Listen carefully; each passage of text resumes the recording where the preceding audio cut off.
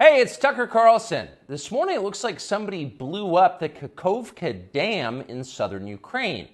The rushing wall of water wiped out entire villages, destroyed a critical hydropower plant, and as of tonight puts the largest nuclear reactor in Europe in danger of melting down. So if this was intentional, it was not a military tactic, it was an act of terrorism. The question is, who did it? Well, let's see. The Kakhovka Dam was effectively Russian. It was built by the Russian government, and it currently sits in Russian-controlled territory. The dam's reservoir supplies water to Crimea, which has been, for the last 240 years, home of the Russian Black Sea Fleet. Blowing up the dam may be bad for Ukraine, but it hurts Russia more. And for precisely that reason, the Ukrainian government has considered destroying it. In December, the Washington Post quoted a Ukrainian general saying his men had fired American-made rockets at the dam's floodgate as a test strike. So really, once the facts start coming in, it becomes much less of a mystery what might have happened to the dam. Any fair person would conclude that the Ukrainians probably blew it up, just as you would assume they blew up Nord Stream, the Russian natural gas pipeline, last fall. And in fact, the Ukrainians did do that, as we now know. It's not like Vladimir Putin is anxious to wage war on himself. Oh, but that's where you're wrong, Mr. and Mrs. Cable News consumer. Vladimir Putin is exactly that sort of man, the sort of man who'd shoot himself to death in order to annoy you. We know this from the American media, which wasted no time this morning in accusing the Russians of sabotaging their own infrastructure. Bill Kristol, the man who once told us that Saddam Hussein was responsible for 9/11, immediately denounced Putin as a war criminal and even more savagely compared him to Donald Trump. The rest of the pundit class made similar, clearly coordinated noises. Putin did it! Putin did it! And their reasoning was simple. Putin is evil, and evil people do evil things purely for the dark joy of being evil. In this specific case, Putin attacked himself, which is the most evil thing you can do, and therefore perfectly in character for a man that evil. That was their explanation. No one who's paid to cover these things seemed to entertain even the possibility it could have been the Ukrainians who did it. No chance of that. Ukraine, as you may have heard, is led by a man called Zelensky. And we can say for a dead certain fact that he was not involved. He couldn't have been. Zelensky is too decent for terrorism. Now, you see him on television, and it's true you might form a different impression. Sweaty and rat-like, a comedian turned oligarch, a persecutor of Christians, a friend of BlackRock. But don't believe your own eyes. Actually, Mr. Zelensky is a very good man. The best, really. As George W. Bush once noted, he is our generation's Winston Churchill. Of all the people in the world, our shifty, dead-eyed Ukrainian friend in the tracksuit is uniquely incapable of blowing up a dam. He's literally a living saint, a man in whom there is no sin. That's why Lindsey Graham is so attracted to him. They're just two good people, hanging out together and being good. And like all good people, when they meet in person, they spend a lot of time talking about killing people and laughing like friends do. Here's the pair last week. Free or die. Free or die. Now you are free. Yes. And we will be. And the Russians are dying. It's the best money we've ever spent. Thank you so much. No, it's... The Russians are dying. It's the best money we've ever spent, Graham says. A smile spreads across his thin, quivering lips as he forms the words. He looks like a starving man contemplating a breakfast buffet. The aroma of death has aroused Lindsey Graham. Thanks so much, replies Zelensky. He feels the same way. See, there's nothing dark here. Just two middle-aged guys celebrating the killing of a population. They don't seem like the kind of people who'd enjoy flooding villages or starting a famine.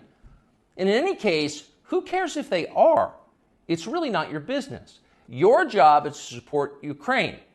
Watch Nikki Haley, a Republican candidate for president, explain this principle on CNN.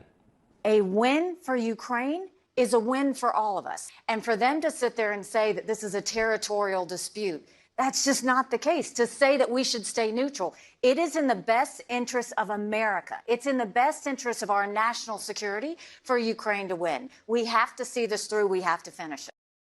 See? It's very easy to understand. It is vitally important for you to support Ukraine because it's necessary for Ukraine to be supported by you.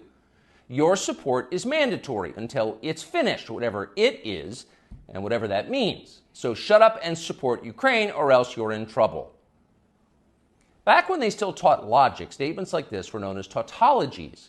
Something is true because it is. The more you repeat it, the truer it becomes. It's a self-reinforcing reality. There was a time when tautologies were considered illegitimate arguments, not to mention hilariously stupid. Only dumb people talk like that.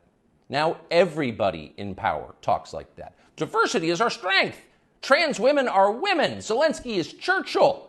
It's all self-evidently true. Doesn't need an explanation, and don't ask questions. Sound familiar? Of course it does. That's the pap they're serving us day after day in steaming, lumpy portions. By this point, it's possible that American citizens are the least informed people in the world. Your average yak herder in Tajikistan knows who blew up the Nord Stream pipeline. It's obvious. Does he think some skinny dude in a dress is actually a girl? Come on. That idea would never occur to him.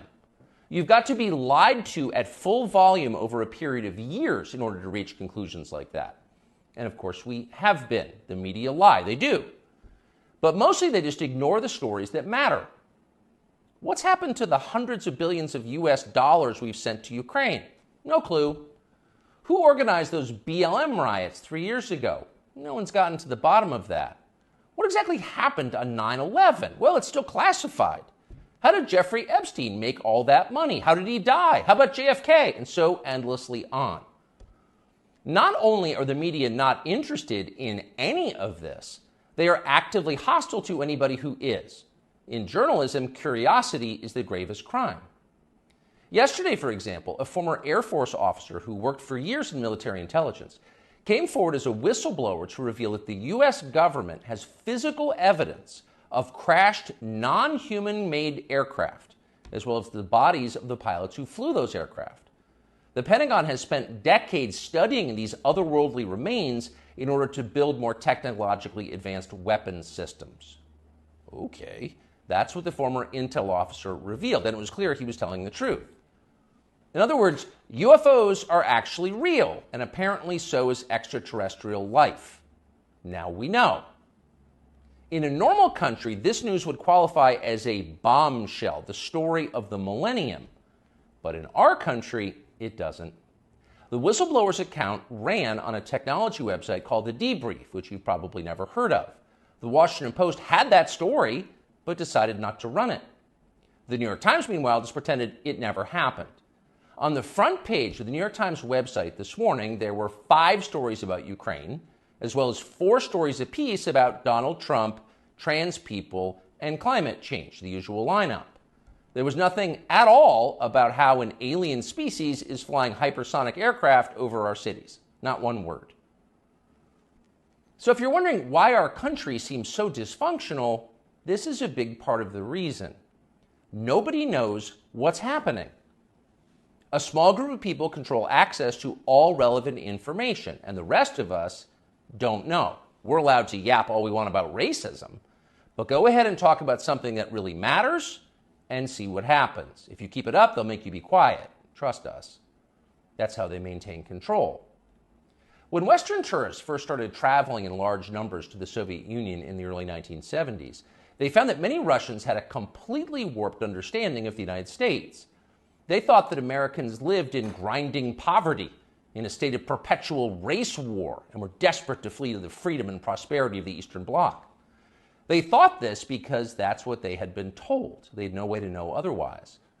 The few Russians who understood what was really going on in the rest of the world had learned about it from listening to shortwave radio broadcasts, sometimes under the covers so the neighbors wouldn't hear. 50 years later, it is bewildering to consider the ironies here. We're the ones who live in ignorance now. The U.S. government has managed to classify more than 1 billion so-called public documents. So at this point, we can't possibly know what our leaders are doing. We're not allowed to know. By definition, that is not a democracy. Yet it's fine with the media. Secrecy is a powerful tool of control. Stop asking how we got so rich. Here's another story about racism. Go eat each other. That's the program. That's how most of us now live here in the United States, manipulated by lies, silenced by taboos. It is unhealthy and it's dehumanizing, and we're tired of it. As of today, we've come to Twitter, which we hope will be the shortwave radio under the blankets. We're told there are no gatekeepers here. If that turns out to be false, we'll leave. But in the meantime, we are grateful to be here. We'll be back with much more very soon. Why do people say the news is the lie?